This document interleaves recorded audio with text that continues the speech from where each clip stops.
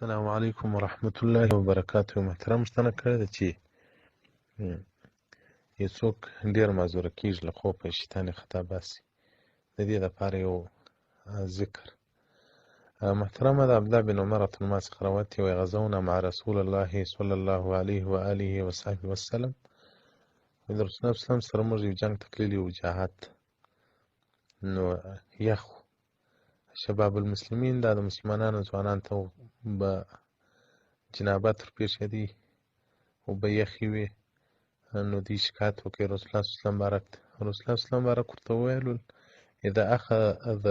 اذا اخذ احدکم، هر وخت چې تاسې یو له تاسو څخه هغه بېدېږي نو د الله ذکر کوئ یا تسبیح وایاست تر هغه وخته چې خوب درځي.